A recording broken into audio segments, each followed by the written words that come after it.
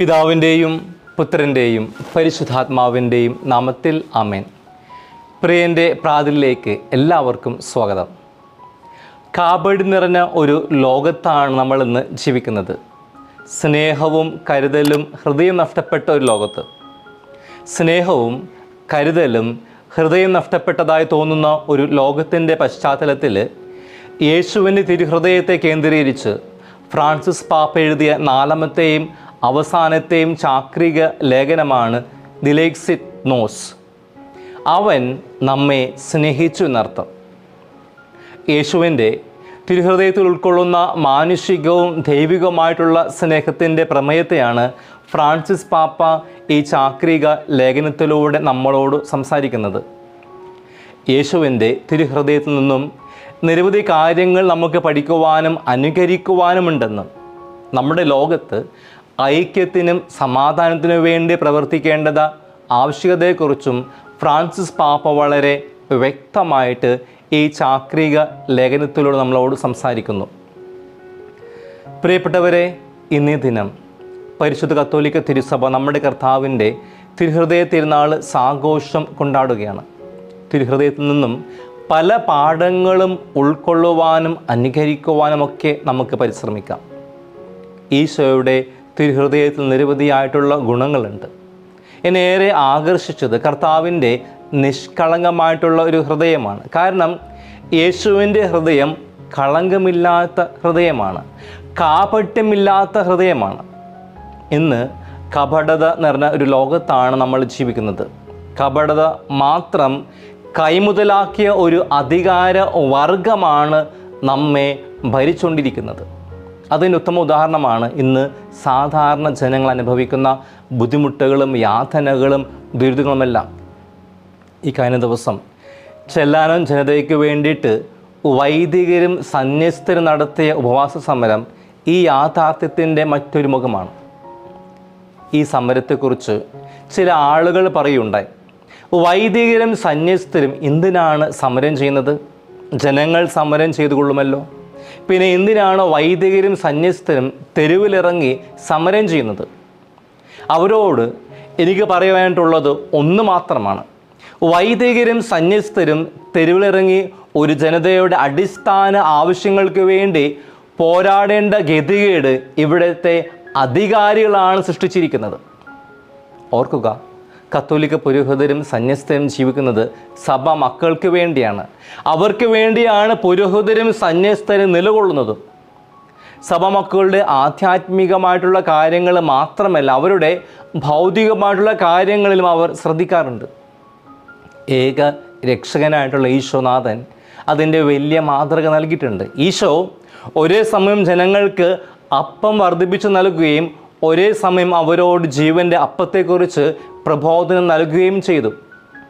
അതുകൊണ്ട് പുരോഹിതരും സന്യസ്തരും ഉറപ്പായും അവർക്ക് നീതി ലഭിക്കും വരെ പോരാടും, സമരം ചെയ്യും.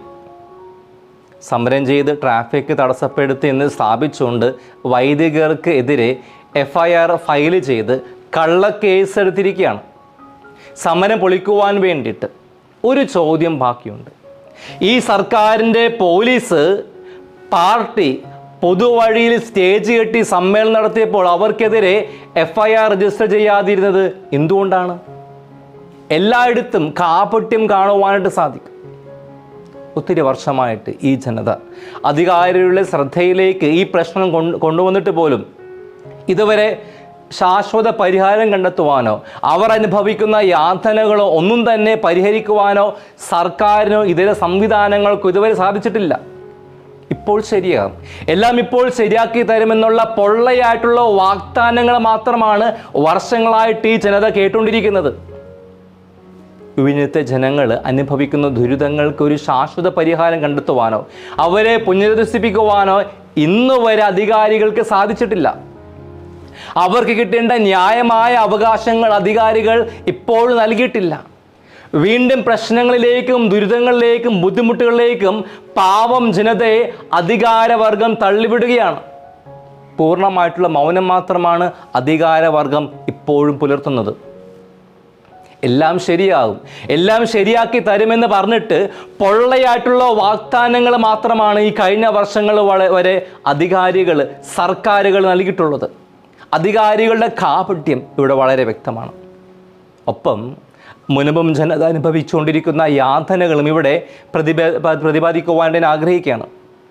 കാരണം വീണ്ടും അധികാരികളുടെ കാപട്യം തന്നെയാണ് ഇവിടെയും കാണുവാനായിട്ട് സാധിക്കുന്നത്. എത്രയും പെട്ടെന്ന് നടപടികൾ ഉണ്ടാകും, തീരുമാനങ്ങൾ ഉണ്ടാകുമെന്ന് പറഞ്ഞിട്ട് ഇന്നേ വരെ ഒരു കാര്യത്തിന് നടപടിയോ തീരുമാനങ്ങളോ ഉണ്ടായിട്ടില്ല. ഒരു ശാശ്വത പരിഹാരം എന്നുണ്ടാകുമെന്ന് ആർക്കും ഒരു വ്യക്തതയുമില്ല.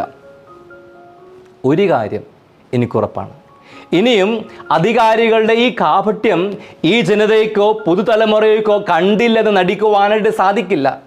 വരും നാളുകളിൽ അവർ അതിൻ്റെ അനന്തര ഫലങ്ങൾ നേരിടേണ്ടി വരുമെന്ന് ഉറപ്പുള്ള കാര്യമാണ്.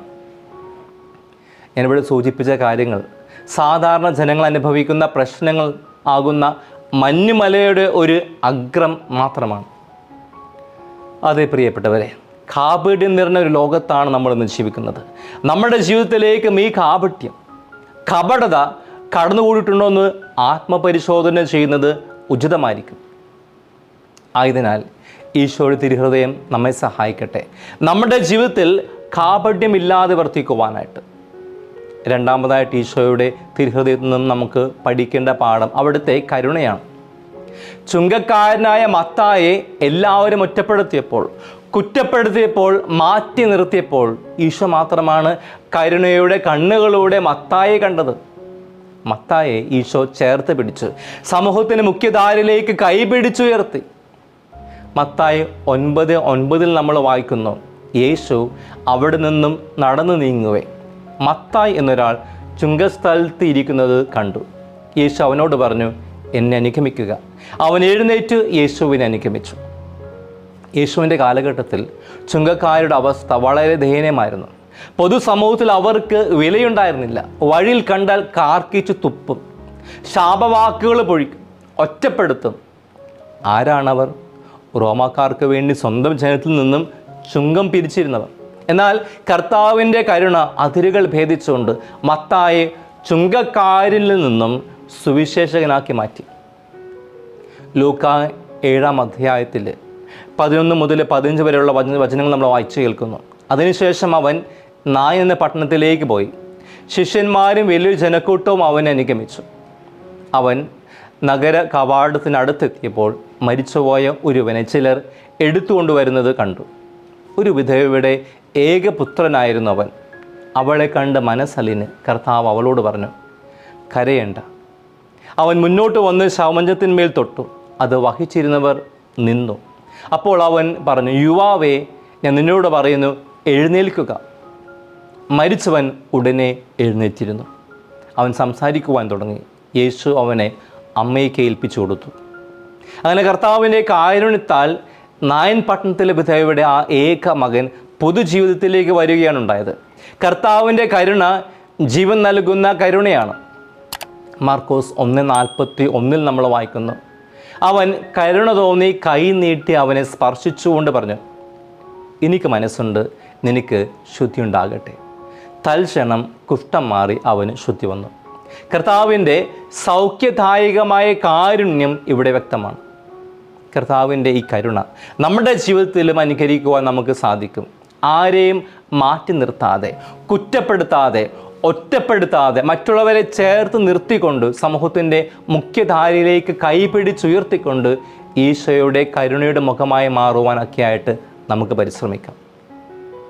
ഈശോയുടെ തിരുഹൃദയത്തിൻ്റെ മൂന്നാമത്തെ പ്രത്യേകത പാപിയുടെയും നീതിരഹിതൻ്റെയും ചുങ്കക്കാരൻ്റെയും വേശ്യയുടെയും പിന്നാലെ പോകുന്ന സ്നേഹമാണ്. ഇന്നത്തെ സുവിശേഷത്തിൽ നമ്മൾ വായിച്ചു കേൾക്കുന്നത് പോലെ വഴി തെറ്റിയതിനെയും നഷ്ടപ്പെട്ടതിനെയും ബലമില്ലാത്തതിനെയും മുറിവേറ്റതിനെയും ഒക്കെ വിട്ടുകളയാതെ പൊതിഞ്ഞു പിടിക്കുന്ന ഒരു സ്പെഷ്യൽ ഹൃദയമാണ് ഈശോയ്ക്കുള്ളത്. അങ്ങനെയുള്ളൊരു ഹൃദയത്തിലേക്ക് വളരുവാനാണ് ഇന്നീ ദിനം നമുക്കുള്ള ക്ഷണം. പക്ഷെ നിർഭാഗ്യവശാൽ ഇന്ന് കഠിനഹൃദയരായിട്ടുള്ള നിരവധി പേര് നമ്മൾ അനുദിനം കണ്ടുമുട്ടുന്നുണ്ട്. ഹൃദയമില്ലാത്ത നിരവധി ആളുകളുടെ പ്രവൃത്തികൾ നമ്മൾ ഈ കാലഘട്ടത്തിൽ കണ്ടുകൊണ്ടിരിക്കുകയാണ്. അധികാര സ്ഥാനത്തെത്തിയിട്ട് ഹൃദയമില്ലാത്ത രീതിയിൽ ചിലരെ അടിച്ചമർത്തുന്ന അധികാരികൾ, ഏകാധിപതികളെ പോലെ പെരുമാറുന്ന രാഷ്ട്രീയക്കാർ, മറ്റുള്ളവരുടെ വേദനകൾ കണ്ടിട്ടും കണ്ടില്ലെന്ന് നടിക്കുന്നവർ. പ്രിയപ്പെട്ടവരെ, ഈ തിരുനാൾ ആഘോഷിക്കുമ്പോൾ ദൈവത്തിൻ്റെ ഹൃദയം പോലെ നമ്മുടെ ഹൃദയത്തെ രൂപാന്തരപ്പെടുത്തുവാൻ നമുക്ക് പരിശ്രമിക്കാം.